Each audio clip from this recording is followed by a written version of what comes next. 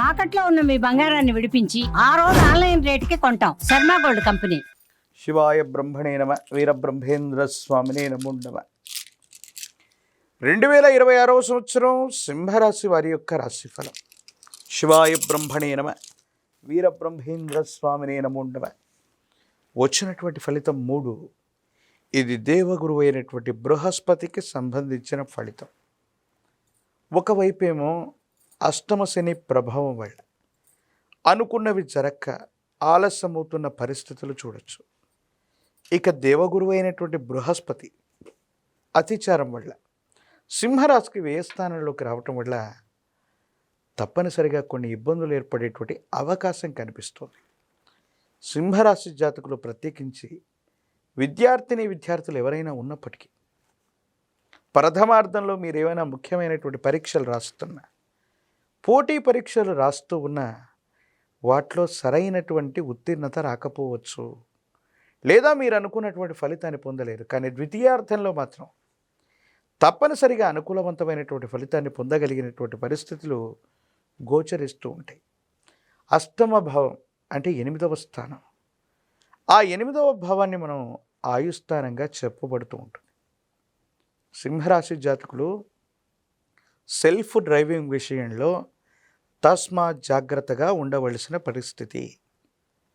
Self driving వల్ల ప్రమాదాలు జరగటం, వాహన సంబంధమైనటువంటి ప్రమాదాలు ఉన్నటువంటి కారణంగా సింహరాశి జాతకుల యొక్క జీవన గమనంలో ప్రతి నిత్యం కూడా ఈ 2026 సంవత్సరం జాగరూకతతో మెలగటం వల్ల కొన్ని ప్రమాదాలని తప్పించుకునే అవకాశం ఉంది.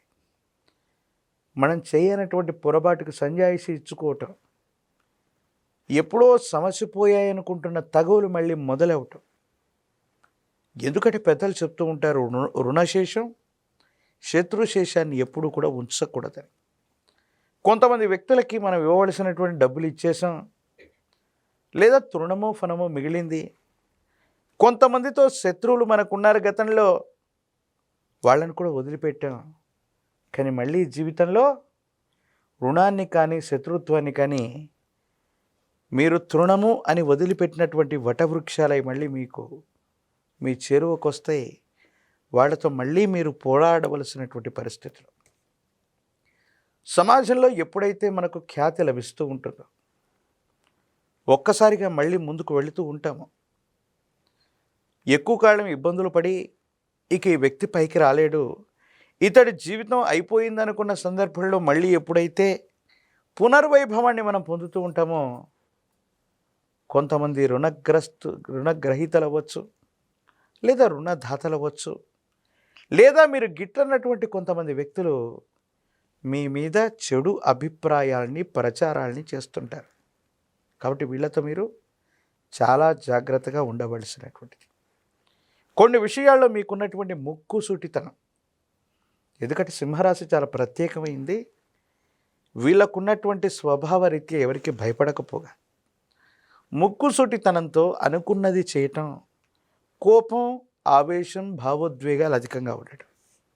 ఈ చర్యల వల్ల సమాజంలో కొంతమంది వ్యక్తులతో మీకు శాశ్వతమైనటువంటి విరోధాలు లభిస్తుంటాయి. దీంతో కొన్ని ఇబ్బందులు కలిగేటువంటి అవకాశాలు కూడా లేకపోలేదు. కుటుంబపరమైనటువంటి అంశాల్లో పెద్దల నుండి వచ్చినటువంటి ఆస్తి అవ్వచ్చు, లేదా స్వతహాగా మీరు సంపాదించుకున్న ఆస్తి విషయంలో అన్నదమ్ములు అక్క చెల్లెల యొక్క అతి చూక్యం కూడా అధికమవుతుంది. మాకు కూడా ఇందులో వాటాలు ఉన్నాయి, మీరు సంపాదించిన ప్రతి రూపాయల్లో కూడా మాకు భాగం కావాలని కొంతమంది అర్హత లేనటువంటి వాళ్ళు, మనవాళ్ళు కూడా ఎక్కువగా ఆశపడుతూ ఉంటారు. మానసికమైనటువంటి వ్యధకి కారణమయ్యేటువంటి అంశం.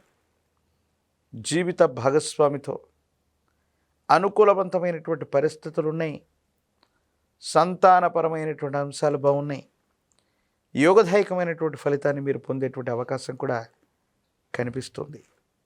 ఏది ఏమైనప్పటికీ కూడా సింహరాశి జాతకులకి గురుబలం తగ్గి ఉండటం, అష్టమ శని ప్రభావం, ఈ 2 ప్రభావాలను చూపెడుతున్నాయి. కాబట్టి కొద్దిగా జ్ఞాపక శక్తి నశించటం, లేదా ముఖ్యమైనటువంటి పనుల్లో ఉన్నప్పుడు మీ శక్తి మీకు గుర్తు రాకపోవటం, లేదా మీకున్నటువంటి పరిస్థితుల్ని, వనరుల్ని సరిగ్గా వినియోగించుకోలేకపోవటం వల్ల అనుకూలవంతమైన ఫలితాన్ని పొందలేకపోతూ ఉంటాం. సమాజంలో గిట్టనటువంటి వ్యక్తులు కొన్ని ఇబ్బందులకు గురి చేసే అవకాశం ఉంటుంది. రాజకీయపరమైనటువంటి రంగంలో ఉన్నటువంటి వాళ్ళకి ద్వితీయార్థం యోగిస్తుంది. విద్యార్థులకు, నిరుద్యోగులకు కూడా ప్రథమార్థం కంటే కూడా ద్వితీయార్థమే అనుకూలవంతమైన ఫలితాన్ని ఇస్తుంది. ప్రత్యేకించి ఈ రాశిలో ఉన్నటువంటి వివాహం కానటువంటి వాళ్ళకి చక్కని సంబంధాలు కుదురుతాయి. వైవాహిక జీవితం కూడా అనుకూలవంతమైనటువంటి అవకాశం కనపడుతుంది.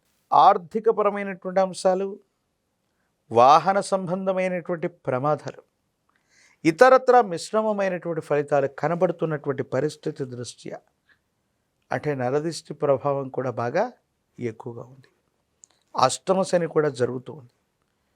కాలభైరవ రక్షని మెడలో ధరిస్తే కాలభైరవ రక్షని, జ్వాలాముఖి పూసలని మెడలో ధరింప చేసుకున్న కారణంగా అష్టమ శని ప్రభావం నుండి కూడా మనం బయటికి రావటం, తీవ్రమైనటువంటి నరఘోష, నరదిష్టి, నరపీడలు కూడా తొలగిపోవటం, అనుకూలవంతమైనటువంటి పరిస్థితులకి ఇది కారణమయ్యేటువంటి అవకాశంగా మనం చెప్పచ్చు.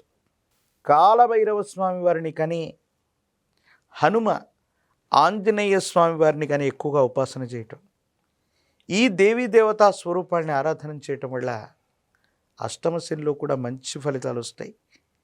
108 అరటిపళ్ళను తీసుకుని హనుమంతుల వారికి నివేదన చేస్తూ మంగళవారం పూట కానీ, శనివారం పూట కానీ చేసే ఈ అద్భుతమైనటువంటి అర్చన పేరే కదలి అర్చన.